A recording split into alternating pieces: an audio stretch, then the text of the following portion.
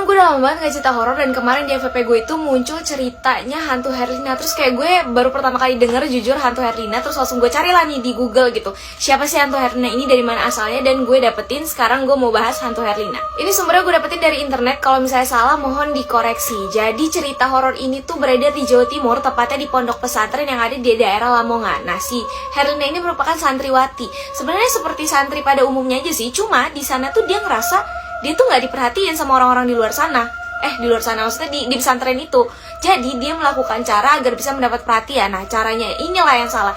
Dia malah mengambil batu akik dari kiai yang mengajar di pesantren tersebut. Nah, si Herlina ini tertangkap basah oleh santri lainnya. Jadi pas melakukan pencurian dia lagi basah gitu. Jadi pas ditangkap dia lagi basah-basah, enggak dong. Maksudnya dia pas lagi nyuri langsung ketahuan sama santri lain, terus diaduin lah ke kiai yang punya cincin akik ini, dan akhirnya dihukum sesuai dengan peraturan yang ada di pesantren tersebut.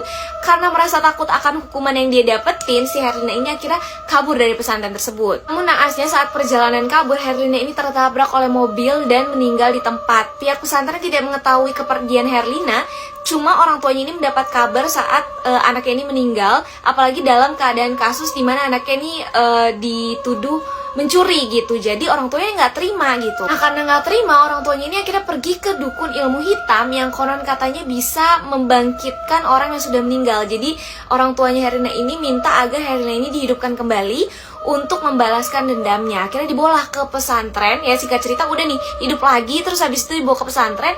Nah, pihak pesantren ini kan tadi kan nggak tahu kan kalau misalnya si Herlina ini kabur. Jadi pihak pesantren juga nggak tahu kalau sebenarnya Herlina ini sudah meninggal. Dan yang datang situ adalah arwahnya Herlina yang gue nggak ngerti, dia nggak paham, pokoknya berwujud Herlina, padahal Herlina udah meninggal.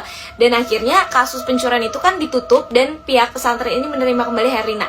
Ya udah, masuklah seperti santri pada umumnya lagi nih si Herlina. Perubahan sikap Herlina ini disadari oleh teman-teman sekamarnya. Jadi si Herlina ini kerap kali dia cuma diem aja, terus mukanya pucat pasi. Terlebih lagi dari koper Herlina ini tercium bau busuk.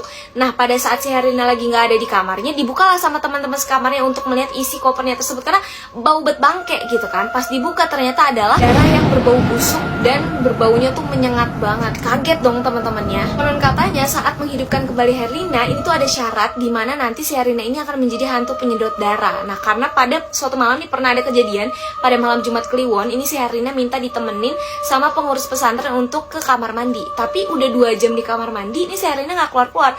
Pas dipanggil juga nggak nyaut-nyaut. Akhirnya curiga dong. Akhirnya didobrakkan pintu kamar mandi itu, dan ternyata mereka terkejut karena yang mereka dapatkan itu bukan Herlina, melainkan sesosok wanita bertaring yang sedang menyedot darah. Si santri tersebut kaget dan lari melaporkan kejadian tersebut kepada sang kiai. Akhirnya sang kiai ini memburu hantu Herlina ini dan dimasukkan ke dalam botol. Kemudian botolnya dibuang, berharap tidak satupun ada orang yang menemukan botol tersebut.